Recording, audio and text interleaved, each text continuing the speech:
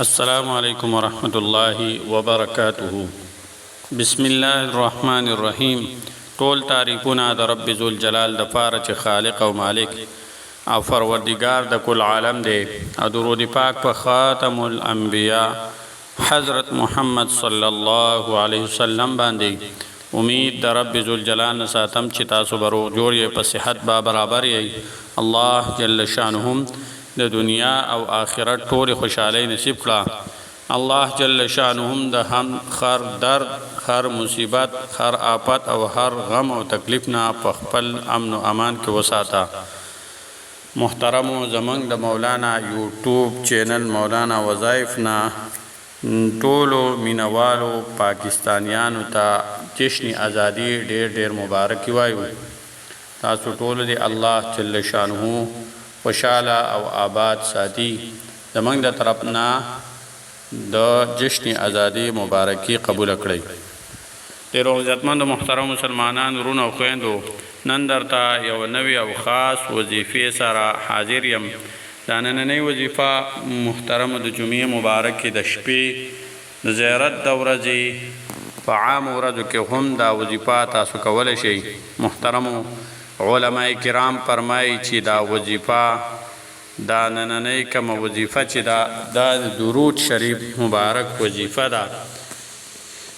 محترمو علماء کرام فرمایي چې څوک په غمونو کې راګیر وي، څوک په پریشانو کې راګیر وي، یا محترمو د چا په رزق کې په مال او برکت تنگستیا وي، یعنی غریبی وي، نو الله جل شانه د هغه د غریبی، د رزق، د تنگستیا، د حاجتونه او چې د چا باندې قرضونه وي، د غر عمره قرضونه ولی نه وي. محترمو و چې څوک د درود شریف اهتمام کوي، الله جل شانه با د دې انسان محترمو په د باندې با د دبه غریبی الله جل شانه ختموي، نیستی به ختموي، او الله جل شانه به د قرضونو انتظام د ادا کولو انتظام به الله جل شانه د خپل غیب و خزانو نه کوي. محترمو او الله جل شانه به د انسان تمامی پریشانی دا به ختموي، او تمام حاجتونه به الله جل شانه دا پورا کوي. محترمو بل علماء کرام فرمایي چې کم انسان حج او عمره ډیرې کوي، نو الله جل شانه با په د باندې مالداري راولي. منګه عام مسلمانان د 14مې صدۍ د 15مې صدۍ مسلمانان چې کم دی هغه د دې نه یریږي چې موږ حج له لاړ شو یا عمرې له لاړ شو. کوم خلکو باندې الله جل شانه فضل کړی دی، رحم یې کړی دی، مال او دولت یې ورکړی دی، نو هغوی حج له لاړ شي، الله جل شانه یا عمرې له لاړ شي، الله جل شانه د هغوی په مال او په دولت کې برکت اچوي.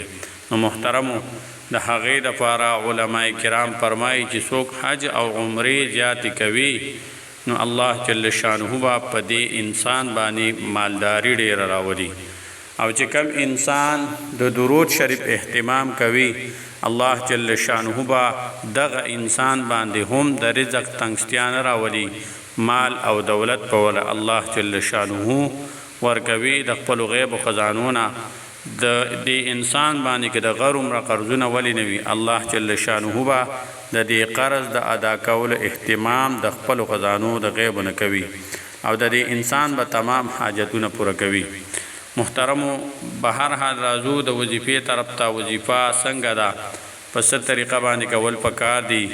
محترمو د جمعې د شپې نه شروع وکړئ، او په خپلو معمولاتو کې دا وظایف دا درود شریف دا د روزانه اعتبار سره شامل کړئ. طریقه کار دار محترمو کله د ماسخوتنې مونځ وکړئ، د ماسخوتنې مونځ نه پس صرف او صرف 1500 ځله یعنی 500 مرتبه درود شریف وای. بهترین او افضل ترین درود شریف چې کم دی هغه درود ابراهیمی دی، یعنی موږ چې کم په مانځه کې لولو هغه درود شریف.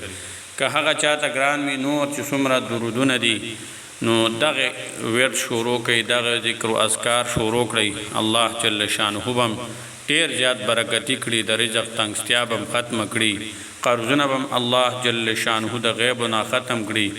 خوا که هغه د احد د غرم هغه قرض والی نبی او چې څه پریشانه وي او څه حاجتونه وي هغه هم الله جل شانه پوره کوي. د رزق تنګستیا به الله جل شانه ختم کړي، الله جل شانه به مالداري نصیب کړي.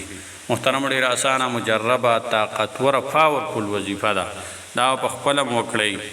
د نورو خویندونو سره د ثواب په نیت باندې لازما شیر کړئ او زمونږ مولانا وظایف یوټیوب چینل د سره هم سبسکرایب کړئ.